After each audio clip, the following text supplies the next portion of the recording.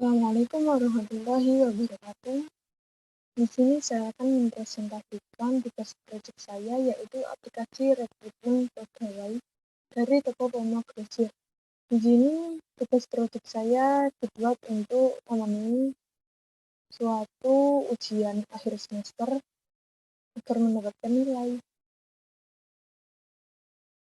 Pertama-tama perkenalkan, nama saya Vina Nurjayandi, nomor induk mahasiswa 3121101192 dari ketiga manajemen informatika. Yang pertama-tama, yaitu saya akan menjelaskan analisa sistem dan perancangan. Yang pertama yaitu konsep sistem. Di sini ada sebuah konsep sistem dari aplikasi saya. Yang pertama yaitu input, lalu di sini ada subsistemnya, yang terakhir yaitu outputnya. Mari kita bahas satu persatu. Di sini saya ada subsistem nomor 2, yaitu subsistemnya yaitu pelamar, berkas, nilai, seleksi, dan yang terakhir yaitu user. Yang ketiga yaitu batasan sistem. Batasan sistem saya yaitu laporan data pelamar.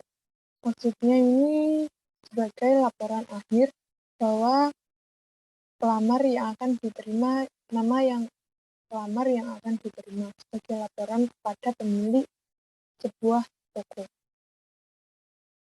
Yang keempat yaitu hierarki sistem tidak ada di sini. Yang selanjutnya yaitu kelima, lingkungan luar sistem. Lingkungan luar sistem saya yaitu Human Resource Department atau HRD. Yang selanjutnya hubungan sistem. Hubungan sistem ini sebagai alat atau pendukung bahwa aplikasi akan berjalan jika ada internet. Yang ketujuh yaitu lingkungan internal sistem. Lingkungan internal sistem di sini saya menggunakan pelamar karena jika pelamar tidak ada maka sistem tidak akan berjalan. Yang selanjutnya yaitu input. Inputnya di sini yang pertama nama pelamar, yang kedua umur, tinggi badan, nilai penguasaan Microsoft, nilai interview, dan kelengkapan berkas. Prosesnya, jika umur 18-30 tahun maka akan mendapatkan nilai. Yang kedua yaitu masukkan nilai penguasaan Microsoft. Yang ketiga nilai tinggi badan, persyaratan nilai tinggi badan 155 sampai 180 cm. Jika kurang atau melebihi dari persyaratan tersebut maka akan mendapatkan nilai tersendiri dari aplikasi. Yang selanjutnya kelengkapan berkas, masukkan nilai interview, dan jika sudah menginputkan semuanya maka akan ada suatu perhitungan nilai dari proses mulai dari tinggi badan, nilai penguasaan Microsoft, nilai interview, dan kelengkapan berkas. Yang selanjutnya yaitu outputan. Outputannya yakni saya menggunakan nama pelamar yang akan diterima. Outputannya nanti bisa berupa laporan untuk diberikan kepada pemilik. Yang selanjutnya proses sasaran dan tujuannya agar data dari pelamar akan tersimpan secara komputerisasi untuk melakukan sebuah penyimpanan secara detail dan real. Yang selanjutnya yaitu yang kedua perancangan sistem. Dalam perancangan sistem rekrutmen pegawai di toko Pomo Grosir diperlukan sebuah objek-objek untuk merancang sebuah aplikasi. Yang pertama, objeknya yaitu pelamar, properti propertinya yaitu nomor peserta, nama, pendidikan, nomor induk kependudukan atau NIK, tinggi badan, umur, dan jenis kelamin. Metodenya, input data dari pelamar, menampilkan data dari pelamar, mengupdate data dari pelamar. Yang kedua, objeknya yaitu berkas. Propertinya, foto pelamar, fotokopi KTP, surat lamaran ijazah, dan kelengkapan berkas. Metodenya menampilkan data dari berkas, mengupdate data dari berkas, output data dari berkas. Objek yang ketiga yaitu nilai. Propertinya dari objek nilai yaitu nilai penguasaan Microsoft, nilai tinggi badan, nilai interview, dan yang terakhir melakukan sebuah proses atau total nilai. Metodenya input nilai dan menghitung nilai agar mendapatkan suatu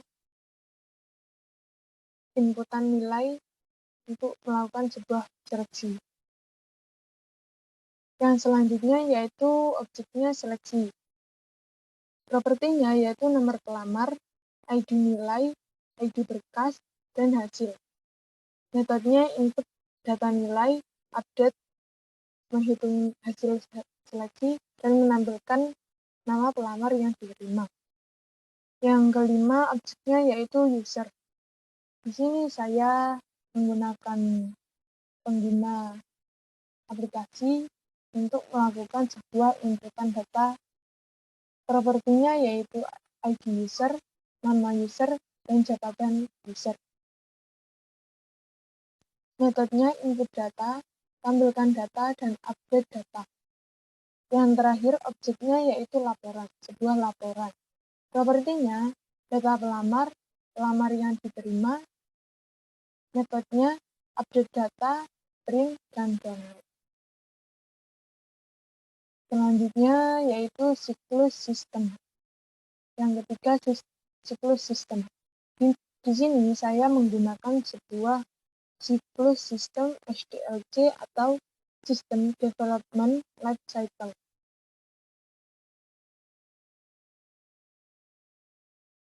SDLC atau System Development Life Cycle adalah sebuah metodologi klasik yang digunakan untuk mengembangkan, memelihara, dan menggunakan sistem informasi metodologi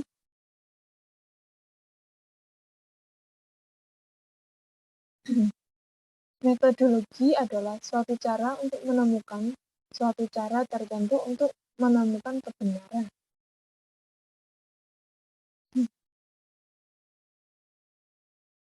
Tetapi, dalam siklus hidup itu sendiri, polanya lebih berpengaruh oleh kebutuhan untuk mengembangkan sistem lebih cepat. Fungsi dari System Development Life Cycle atau SDLC yaitu perancangan yang maksimal dan tanggung jawab antara pengembang, desainer, analisis bisnis, manajer proyek, dan dapat memberikan tahapan-tahapan input atau output yang jelas kepada pengguna.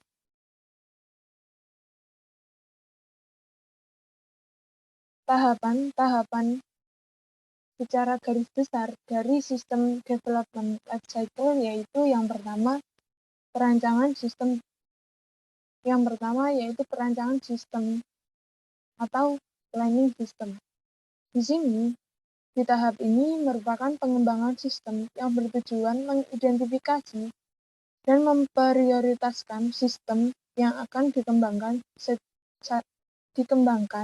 sasaran, jangka waktu, serta mempertimbangkan dana yang akan dipakai. Perancangan sistem manajemen data akan memberikan gambaran rancangan dari database yang digunakan untuk proses penyimpanan data. Contoh dari aplikasi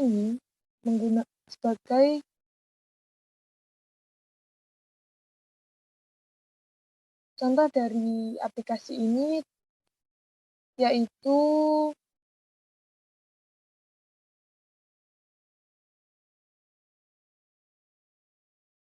dari aplikasi ini rekrutmen pegawai di sebuah toko pemogrosir membuka lowongan pekerjaan sebagai karyawan di toko tersebut. Proses rekrut pegawai masih sangat manual, maka saya merancangkan pembuatan aplikasi rekrutmen pegawai toko pemogrosir. Jadi, tahap perancangan dari contoh tersebut yaitu yang pertama mengumpulkan informasi pekerjaan yang dibutuhkan di toko tersebut. Yang kedua, kualifikasi yang diminta oleh toko. Komponen yang dibutuhkan sistem yaitu berkas, nilai, seleksi pelamar. Komponen yang dibutuhkan perangkat, printer thermal, komputer, internet, keyboard, dan mouse. Di sini saya menggunakan user atau manusia diperlukan untuk mengoperasikan sebuah aplikasi rekrutmen pegawai. Metodenya, teknik dan operasi sistem. Yang pertama, teknik pengoperasian sistem ini dengan menginputkan nama, berkas, nilai, lalu sistem akan menghitung nilai dan data yang sudah masuk untuk menghasilkan sebuah informasi pelamar yang diterima bekerja di perusahaan. Yang kedua yaitu tahapan analisa sistem atau sistem analis.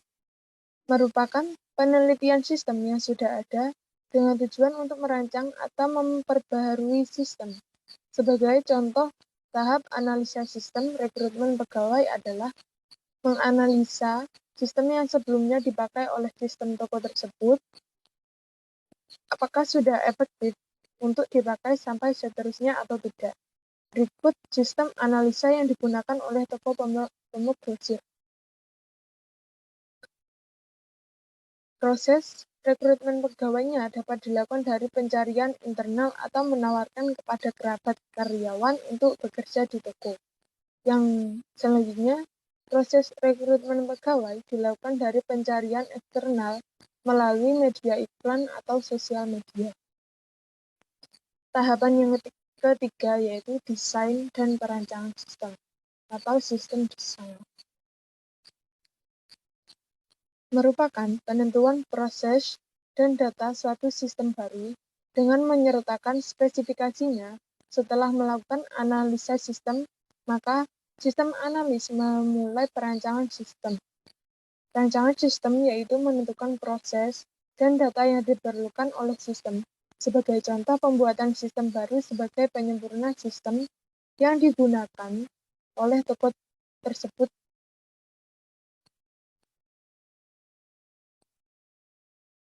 Sistem yang digunakan oleh toko tersebut adalah membuat sebuah desain web dengan mengumpulkan data pelamar dan data nilai yang diperoleh pelamar.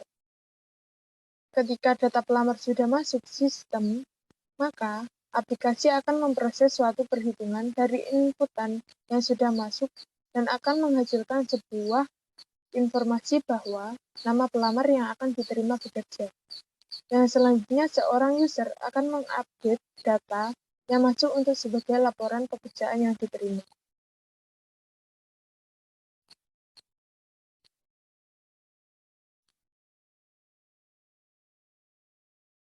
Tahapan yang selanjutnya yaitu yang keempat, penerapan dan sistem implementasi sistem atau implementation system. Pada tahapan ini merupakan suatu kegiatan memperoleh dan mengintegrasikan atau menerapkan sumber daya fisik dan konseptual yang menghasilkan suatu sistem yang sudah bekerja. Proses pengujian sistem informasi dibutuhkan untuk memastikan setiap fungsi yang diterima dan tersedia dalam aplikasi dapat berjalan dengan baik, sehingga hasil yang dikeluarkan dapat sesuai dengan hasil yang diharapkan. Dalam kegiatan penerapan dan implementasi sistem yaitu yang pertama, programming atau pembuatan aplikasi, melakukan uji coba apakah aplikasi sudah user